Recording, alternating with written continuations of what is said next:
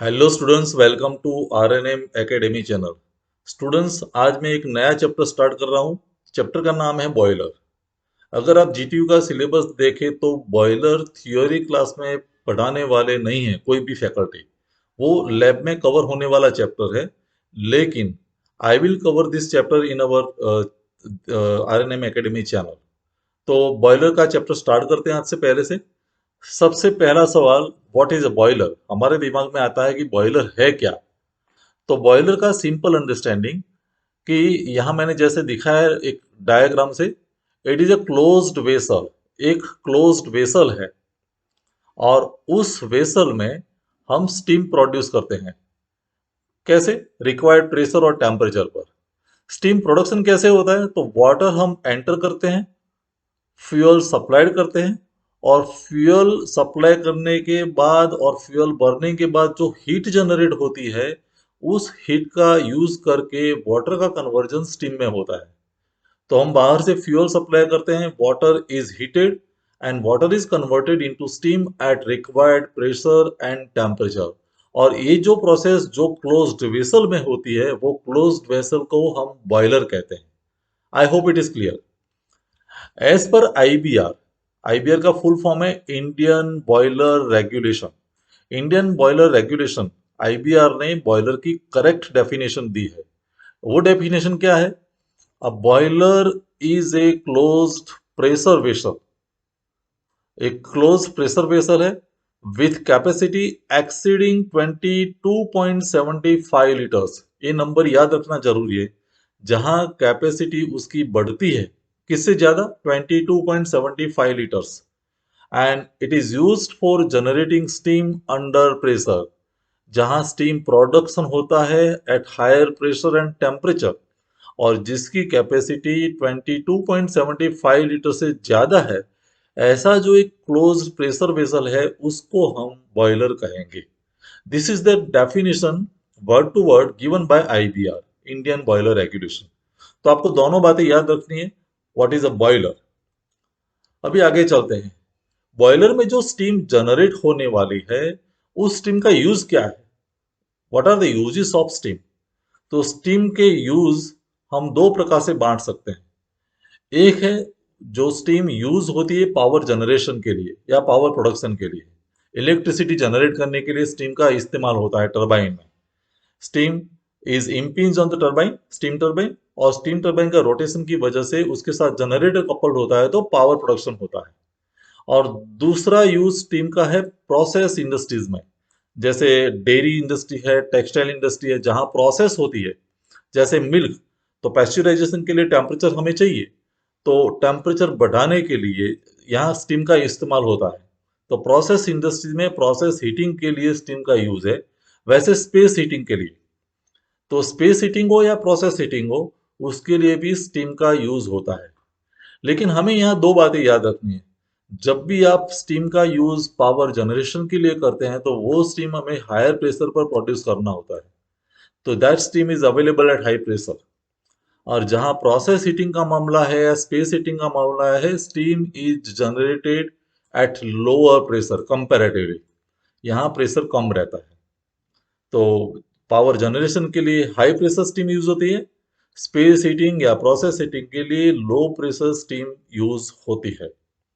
Okay, next point, required qualities of a good boiler. अगर कोई अच्छा बॉयलर है तो उसकी रिक्वायर्ड क्वालिटीज क्या होनी चाहिए?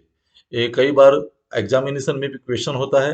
What are the necessary qualities of a good boiler? तो एक गुड बॉयलर है तो उसकी क्वालिटीज क्या होनी चाहिए? पहली क्वालिटी हम वन बाय वन डिस्कस करते हैं। पहली quality, maximum quantity with minimum fuel consumption. अगर अच्छा बॉयलर है तो maximum quantity of steam generate होनी चाहिए विथ मिनिमम फ्यूल कंजप्शन, क्योंकि फ्यूल कंजप्शन हमारा कम होना चाहिए और क्वांटिटी जो जनरेट हो रही है वो ज्यादा होनी चाहिए। That will be treated as a good boiler. Quick starting होना चाहिए। बॉयलर स्टार्ट करना कॉम्प्लिकेटेड नहीं होना चाहिए, क्विक स्टार्ट होना चाहिए। Small flooring area and light in wait.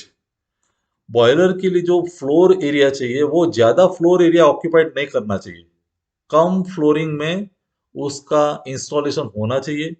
And boiler should be light in the weight, weight का मामला है तो it can be easily handled, तो उसका वेट कम होना चाहिए। Other quality, easily accessible for cleaning inspection and maintenance. Boiler के जो पार्ट्स है वो पार्ट्स ऐसे होने चाहिए कि हम इजीली एक्सेस कर सके। एक्सेस मीन्स क्लीनिंग के लिए, सफाई करनी है तब, चेकिंग करना है, इंस्पेक्शन करना है तब, क्योंकि पीरियडिकली बॉयलर का इंस्पेक्शन होता है, और मेंटेनेंस के लिए। तो ये सभी पर्पस के लिए पार्ट्स जो है वो ऐसे होने चाहिए कि इजीली एक्सेसिबल। नेक्स्ट क्वालिटी है मिनिमम जॉइंट्स। बॉयलर में जॉइंट्स मिनिमम होने चाहिए। क्यों? To avoid leakage of the steam. अगर जॉइंट्स ज्यादा है और कहीं से लीकेज है तो स्टीम बाहर निकल जाएगी, and that is a wastage of steam, wastage of fuel consumption. तो मिनिमम जॉइंट्स होने चाहिए to avoid the leakage of the steam. Large variations in load. Boiler ऐसा होना चाहिए, ऐसा कैपेबल होना चाहिए कि कोई भी वेरिएशन हो तो वो उसको हैंडल कर सके। Large variation in load can be handled by boiler. Higher heat transfer rate. Heat transfer rate जो है वो हायर होना चाहिए। हीट ट्रांसफर मीन्स वाटर का कन्वर्जन स्टीम में होता है तो वाटर को हीट मिलती है। तो वाटर और फ्लू गैसेस, जहां गैसेस, हॉट गैसेस जनरेट होते हैं, तो हॉट गैसेस की हीट वाटर को मिलती है। तो वाटर और हॉट गैसेस या फ्लू गैसेस के बीच का जो हीट ट्रांसफर है वो इफेक्टिव रेट होना चाहिए। ऐसा नहीं होना चाहिए कि फ्लू गैसेस तैयार हुई है लेकिन वाटर को हीट ट्रांसफर नहीं कर सके, तो अल्टीमेटली हमें स्टीम पुअर क्वालिटी की मिलेगी। तो हायर हीट ट्रांसफर रेट होना चाहिए। Lower pressure drop. हमें प्रेशर हायर चाहिए, तो प्रेशर ड्रॉप जो होता है वो कम होना चाहिए। प्रेशर ड्रॉप तो होने वाला है थोड़ा सा, लेकिन प्रेशर ड्रॉप कम हो वैसा बॉयलर हमें गुड बॉयलर हम कह सकते हैं। Low cost. कॉस्टिंग जो है बॉयलर की वो कम होनी चाहिए। Costing in the sense of erection, जब भी बॉयलर आप इरेक्ट करते हैं, इंस्टॉल करते हैं। फिर बॉयलर की बात आती है ऑपरेशन की, रन करते हैं तब, और मेंटेनेंस। ये तीन कॉस्ट इसके साथ जुड़ी हुई है। Installation cost, operational cost and maintenance cost. ये तीनों प्रकार की कॉस्ट कम होनी चाहिए। मटेरियल बॉयलर का ऐसा होना चाहिए जो कॉरोजन रेजिस्टेंट हो, क्योंकि हम पानी से काम ले रहे हैं, वाटर से, तो कॉरोजन रेजिस्टेंस होना चाहिए, नहीं तो कॉरोजन की वजह से बॉयलर का मटेरियल धीरे धीरे डिटोरिएट होगा। फिर बॉयलर का मटेरियल ऐसा होना चाहिए वो वेयर और टेयर कम होने चाहिए, उसका वेयर एंड टियर कम होना चाहिए। And boiler should follow the safety norms as per boiler act. Boiler act की वजह जो भी सेफ्टी नॉर्म्स एस्टैब्लिश किए गए हैं वो सभी सेफ्टी नॉर्म्स सही ढंग से फॉलो होने चाहिए। इतनी सारी जो क्वालिटीज है वो एक अच्छे बॉयलर में होनी चाहिए। आई होप इट इज क्लियर।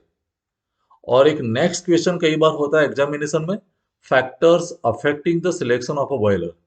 समझ लो कि आप इंजीनियर है और बॉयलर का सिलेक्शन करना है आपकी इंडस्ट्रीज के लिए, तो कैसा बॉयलर चुनेंगे? विच पॉइंट्स और विच factors should you consider for the selection of a boiler?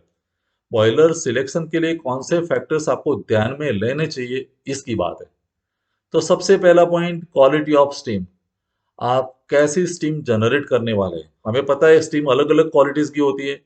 It may be a wet steam, it may be a dry and saturated steam, and it may be superheated steam। तो किस प्रकार की steam आप generate करने वाले हैं? Wait steam generate करने वाले हैं, dry and saturated steam generate करने वाले हैं, या superheated steam? Accordingly you should select your boiler. Working pressure क्या रखने वाले हैं? आप कौन से प्रेशर पर स्टीम को प्रोड्यूस करने वाले हैं? तो प्रेशर की बात है। स्टीम जनरेशन रेट, आपका स्टीम जनरेशन रेट कितना होना चाहिए? कितनी स्टीम निकलनी चाहिए per hour, KG per hour, उसके पर है। टाइप ऑफ फ्यूल, किस प्रकार का फ्यूल आप यूज करेंगे? सॉलिड फ्यूल यूज करेंगे, लिक्विड फ्यूल यूज करेंगे, या gaseous, depending upon the cost incurred by the industry. तो कौन से टाइप का फ्यूल यूज करने वाले हैं? अवेलेबिलिटी ऑफ फ्लोर एरिया, कितना फ्लोर एरिया आपके इंडस्ट्रीज के लिए अवेलेबल है, तो वो भी एक फैक्टर है। Fuel and water, availability of fuel and water, fuel available है, वाटर की अवेलेबिलिटी है, क्योंकि plenty of water is large quantity of water is required, तो वाटर अवेलेबिलिटी नजदीक में है कि नहीं।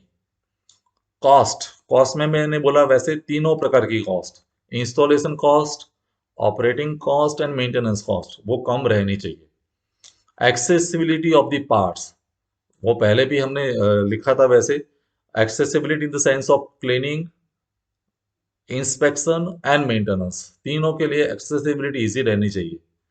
लोकेशन ऑफ पावर हाउस, अगर आप जो बॉयलर खरीद रहे हैं, परचेज कर रहे हैं, वो अगर पावर जनरेशन के लिए है, तो आपका पावर हाउस का लोकेशन कहाँ है, दूर है या नजदीक है। Accordingly you should select the boiler. Load factor कितना रखना है, वो एक इंपॉर्टेंट पॉइंट है। Type of load, steady load है या वेरिएशन वाला लोड है, फ्लक्चुएटिंग लोड है, तो accordingly you should select your boiler. Steady load है तो एक नॉर्मल बॉयलर चलेगा, लेकिन वेरिएशन इन लोड है तो एक अलग प्रकार का बॉयलर सिलेक्शन करना पड़ेगा। तो ये सभी फैक्टर्स आपको ध्यान में रखने पड़ेंगे और उसके बाद आपका बॉयलर का सिलेक्शन होगा।